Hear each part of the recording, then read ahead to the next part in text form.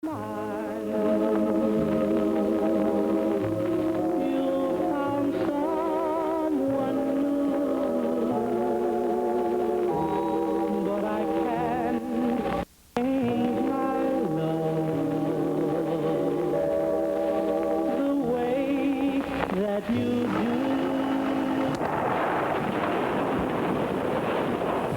is the story of a lost neighborhood and of its people who did not want to go. I don't want no money. I want my home. The old man is old. See how the old man is old? And I'm old. That's enough. I don't want to get out. I said to my two daughters, they don't want to get out because they spend a lot of money. Plenty of money they spend in this place. We're not getting out for nobody. Never. Hi, welcome to the West End Video Newsletter. Tonight we're going to show a documentary that we show it every so often, but I'm showing it again really because in the last month the eminent domain case out of New London, the Kelso case, has been decided, and they've decided now that eminent domain can be taken. You can take somebody's house for just the taxes, for more taxes. It originally started that you could only use eminent domain for public use, which means a city hall or whatever type of building or whatever use, the governmental use. Then they went to public purpose in the 50s, which was what they used the West End for. They call it, if you cleared slums, you could use eminent domain. Well, they said the West End was a slum, and they came in and cleared it. So that's basically, and now they've gone to public benefit, which means they can take your house for just about anything. More taxes from a Walmart or whatever. So we go back and show this. We show this at MIT to master's students in urban planning every year, and we try to get it on once a year. But it seems an apt time right now to do it because right now there is a lot of people out there looking at urban renewal, and this is. Will show you the effects of eminent domain and urban renewal. Everybody thinks it's just, there's no downside to it. You just, do whatever you do and it's over.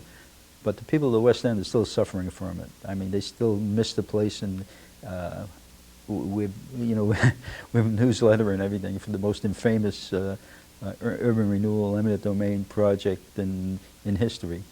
And basically, I'd like you to see it because it'll show you what was happening in those days, and what if you don't, as Voltaire says, if you forget history, it'll happen again. Okay, so let's roll the tape, Joe.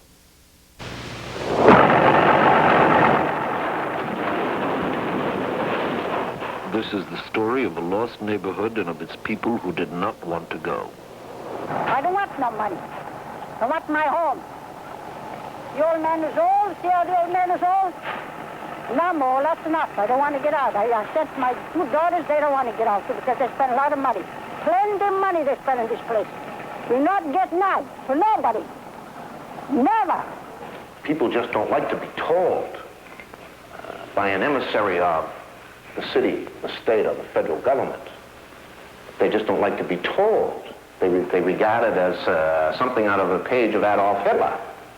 That a person representing our government on any level can walk right in, and simply because they say that the home or the property is blighted, move them out and tear the property down.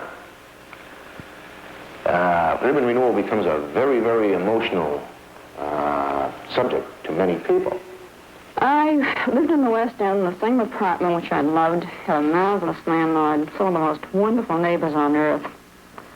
And I like the West End. We lived there, as I said, for 20 years. We had to move. And actually, in the 3.5 years that I've been living outside the West End, I still have the feeling that I'm boarding out, that I'm waiting to go back home. To Vanda Zakovich, a home is more than just a living place. 12,000 of her former neighbors feel the same, and millions of Americans are learning the same feelings. For in these 1960s, we're dedicated to renewing our cities, tearing down the old to replace it with the modern. Many times it is a case of the common good versus the desires of the individual. But once torn, the old neighborhood can never be replaced. That is the subject of this program, The Lost Neighborhood. The city of Boston is proud of its landmarks. Boston shows devout reverence for historic shrines. Once there was a neighborhood in the shadows of Faneuil Hall. It was called the West End. Admittedly, it was not a place of beauty, but it was the chosen home of 12,000 Bostonians who within it found love and warmth, shelter and contentment. And what else is home? But it is today's thinking that the old and decaying parts of a city, and Boston has some, must be replaced. You must keep pace with the glitter of new cities. The process by which this is done is called urban renewal. Now, urban renewal is a city planner's phrase. Reduced to its simplest terms, it has most often meant knocking down the old and erecting the modern and imposing, which will attract new businesses, new money, and new people. This happened to the West End. The old has been knocked down. The West Enders are gone. Luxury apartments for 450 families now stand where once there were row upon row of well-worn, well-filled brick houses for 12,000. Other buildings are slow in rising.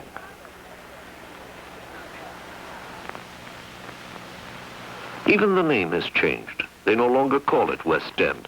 Now it is Charles River Park.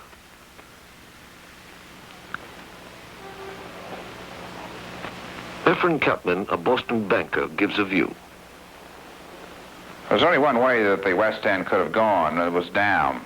The people there were getting poorer, the tenements there were falling down, the fire hazard was increasing. There's only one way you can cure a place like the West End, and that is to wipe it out. It's a cancer in the long run on the community. This may seem ruthless, but this is an aspect of urban renewal, and the human equation to this somewhat ruthless removal of a cancer in the city's economic structure hasn't been entirely found yet. Supposedly everybody should be glad to leave, but our research team, consisting of psychiatrists, social psychologists, and social scientists, soon discovered that for many of the families there, to live in the West End meant a privilege rather than a bad necessity. They had a beautiful recreation area right next door along the Charles River.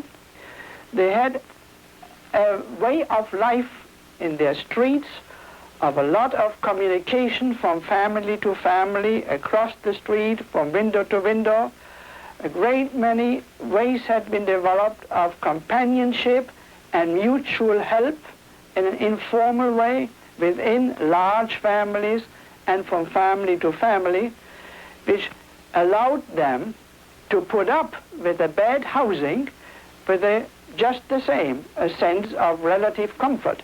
And many of the homes, looking perhaps ugly from the outside, were well appointed inside and had many attractive features arranged by the families in their efforts to create a comfortable life.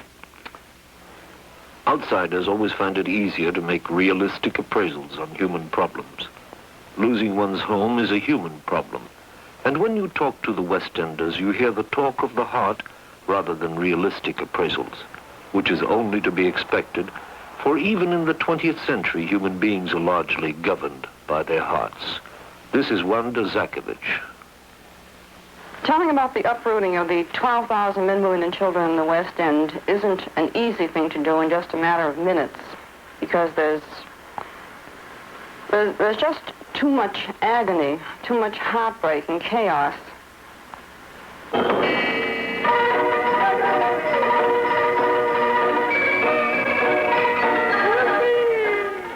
There are only 2 or 3 of the old West End streets still standing. They're waiting their turn. Even Marino, the hurdy-gurdy man, seems to be waiting his turn. Do hurdy-gurdies play for modern buildings? If you want to see what it is the West End used to be, then you have to go to other neighborhoods in Boston, neighborhoods still standing.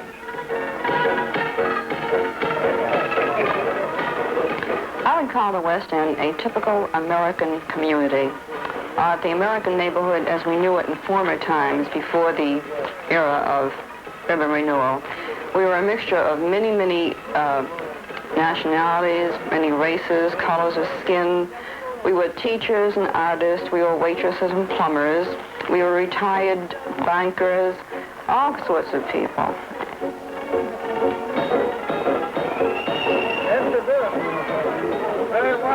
This is the North End. The old North Church towers above the card players. If the bricks are different, the air is the same as the old West End's. Home is more than just a place where you eat and sleep.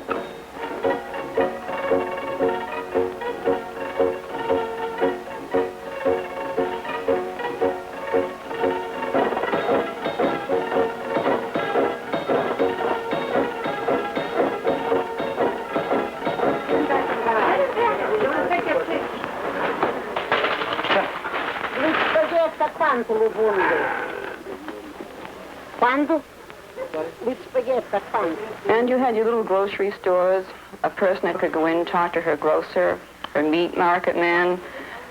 She could speak to him in Russian, and Jewish, and Polish, and French.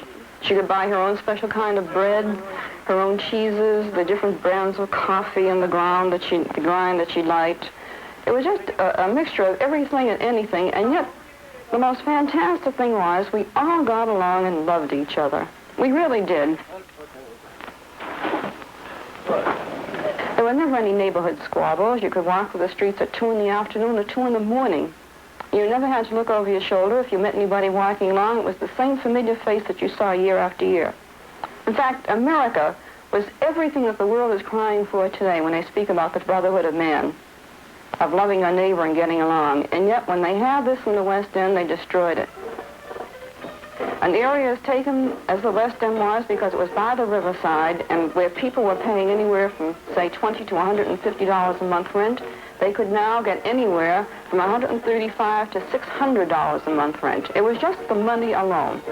And when the West End was cleared against the people's wishes, this was what was built, luxury-type apartments. We weren't immune. But when you saw the older people, especially the ones who came from Europe and took the voice of authority without any question, but who knew that there was something wrong, you didn't know what to say to them when they met you on the street and they cried.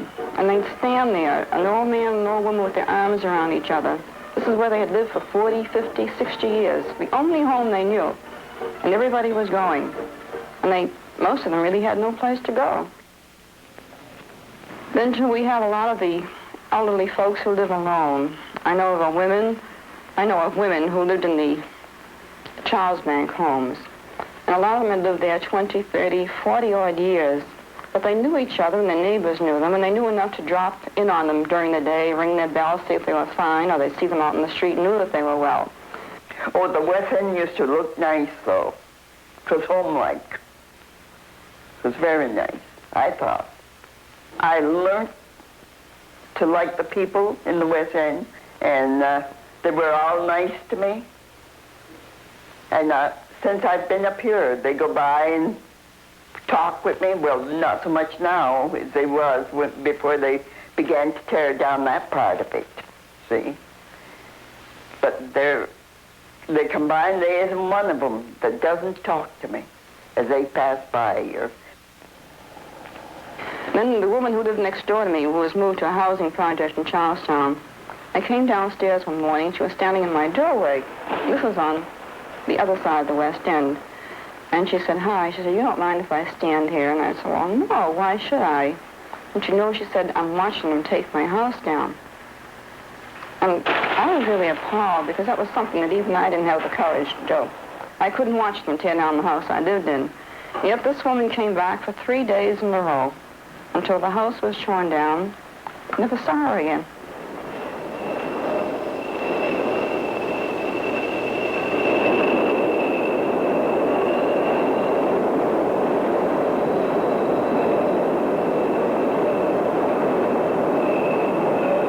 I know for a fact that people do come back to the West End. You meet them in the grocery store. That's the funniest thing. The MTA station, there's a young fellow who works there weekends, and he said to me, I can't get over it. I see the West Enders coming through the subway every weekend with their shopping bags. He said, they still do their shopping down here. But this is habit. And I think it's just a nice feeling to know that with the world the way it is today, we knew something. Even if we'd have lost it, we did have it. And I think it's just been a blessing knowing that we had it.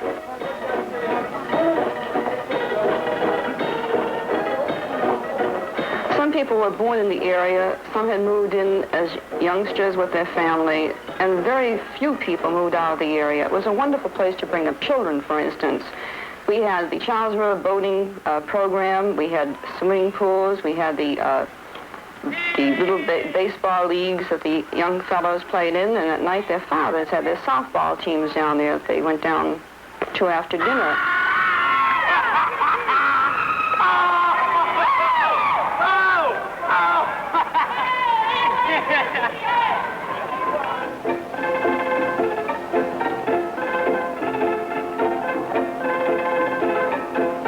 And then too, it had the old European idea of a child was brought up with a bit of discipline. He was taught to love his God and his country. He was taught that things were wrong or right. And the child wasn't confused, I think, under those ideas.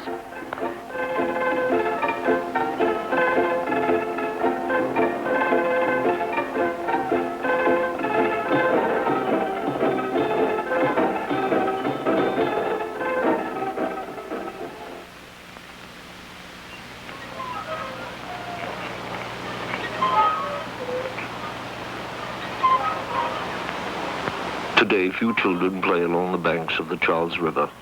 These old playgrounds seem too ample for the needs of the 450 families who now occupy the two huge new apartment houses in this bright, modern Charles River Park. The playgrounds are the only thing that is left of the old West End, and they were originally designed to handle the children of 12,000 families. Even if empty, they're lovely playgrounds, full of sun and air and the fresh breezes from the River Charles. But the playgrounds are somewhat mournful. They have lost their children as well as their neighborhood.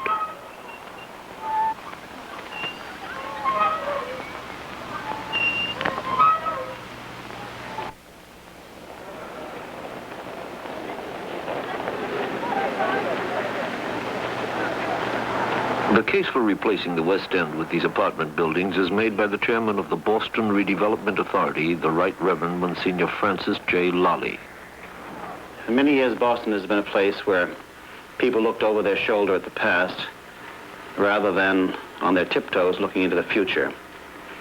As a result, the old has been preferred, and new investments, new ideas, new money has passed Boston by and has settled in other parts of the country.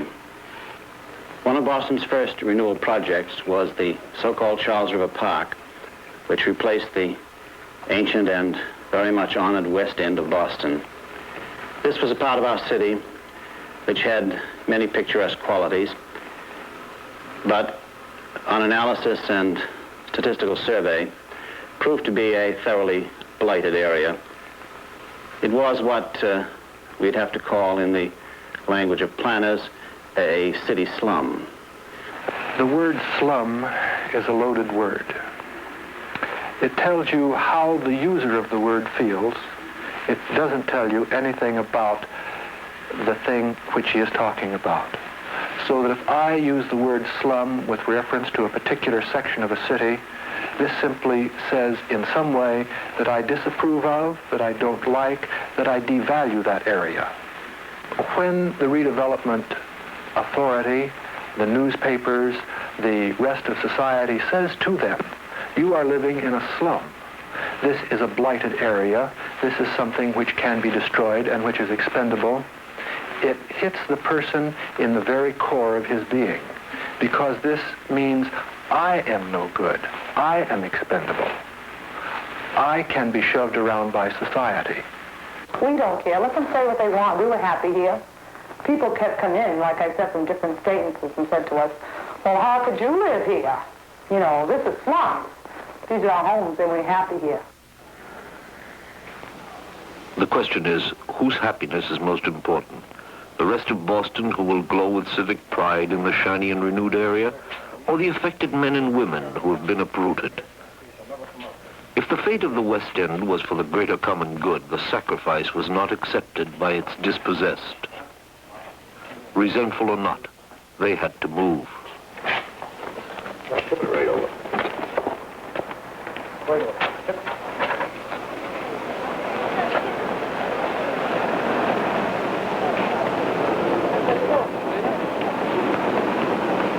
My hopes for the future are that I'll meet some people that are like West Enders. I doubt if we'll ever have another West End like we've had. I hope my children will be adjusted. I hope my mother will be happy. I just hope that we'll all lead a more contented life now that this is finally over with, now that we have to move and we know we have to go. And I just hope that we'll find peace. That's all.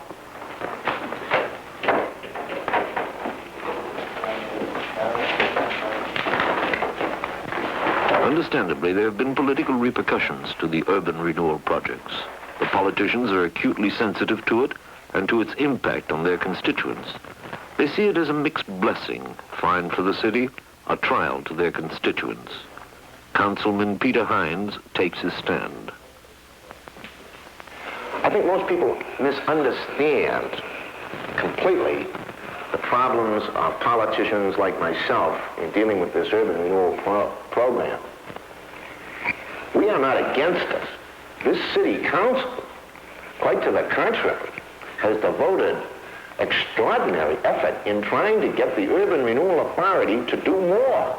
Our major quarrel with the program is that it's not moving fast enough. But no matter how fast or how slowly the program moves, you cannot escape, you will never escape, the human problems involved.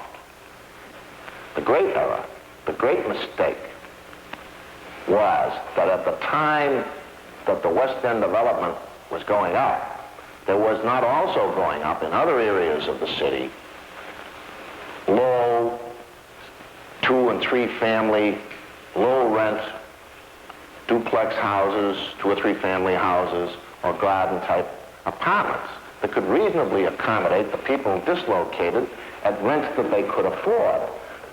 There was nothing else wrong, in my opinion, with the West End development, other than I would add this one point. In this whole picture of urban renewal, you can't forget people.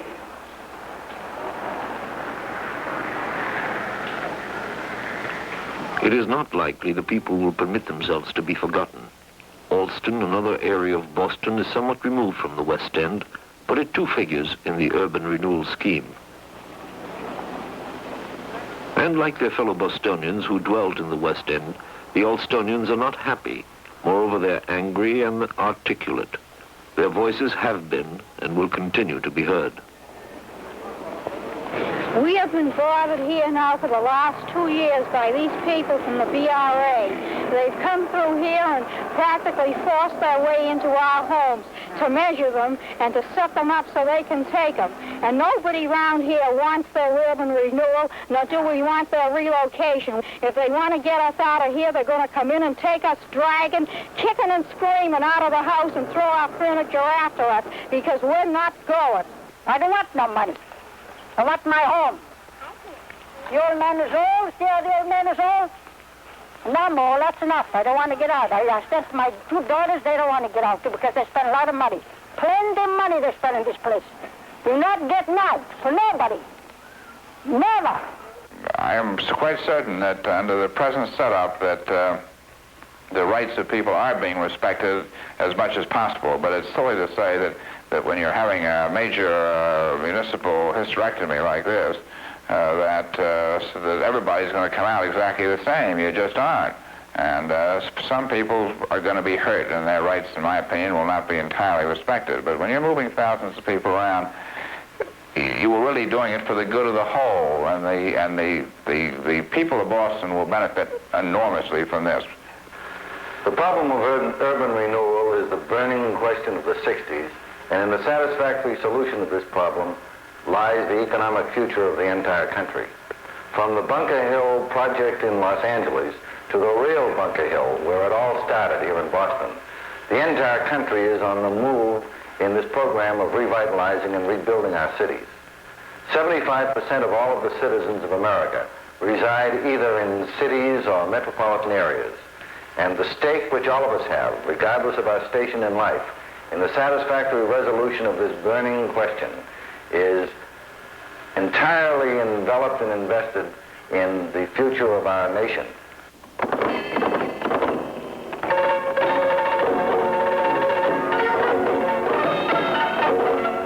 We come to the end of the West End and its story. There will be those who remember, those who lived there, those who saw it torn down, perhaps even those who tore it down. For the rest, it is gone. If urban renewal is the burning issue of the 60s, then for all cities there remains the question, is it possible for the needs of a modern city to be dovetailed with the desires of the individual to no one's hurt? It is an old question, one of the oldest. It merely reoccurs in a new setting. For cities are collections of buildings, and buildings are a cluster of homes, and homes are where people feel safe, warm, and protected.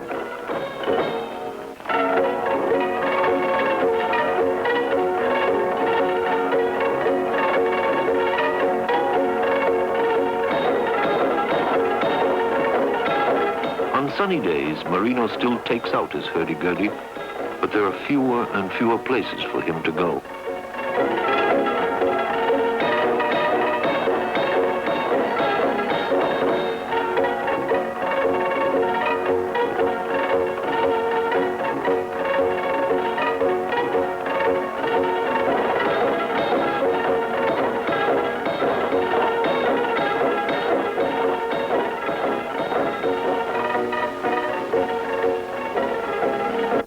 Welcome back. That was The Lost Neighborhood. That was a documentary done by ABC television in 1962. And as you can see, I mean, there's some things in there like the banker using certain type of language, you know, that every time I show it at MIT to master students in urban planning, is, you know, when the banker gets to the point and says, this is a municipal hysterectomy, there is an audible gasp that goes through the audience. I mean, all the students, they just go through it and and everybody says, gee, that couldn't happen. They can't do that. Well, there are other things that happen too. Mrs. Blood's granddaughter, who was the last person that was taken out of the West End, they had this one lone house, approximately where that sign on Storrow Drive says, if you lived here now, you'd be home. They came in and they threw, it was the last standing house. In fact, there's a picture in the paper with that last house there, and they threw them out in the street. And the granddaughter came in the museum the other day, and she was talking about it. And she says, my brother says that I don't realize how bad it was to be thrown. I wasn't there. They sent me to somebody else's house, but he was thrown out onto the street with his mother and the grandmother. And they just took all the stuff and threw them out because they refused to leave. And they were, and it's funny because the Bloods were an old line Yankee family, and they fought in the Revolutionary War on our side, the right side. And here they are having all their belongings. I mean, this old line family that fought the Revolution, goes back to the Revolution, ends up having all their goods and stuff just dumped right out in the street, and their house ripped down right after they got everything out. I mean, that's the kind of thing that urban renewal and eminent domain brings. I guess I'll see you at the next West End Video Newsletter. That enough?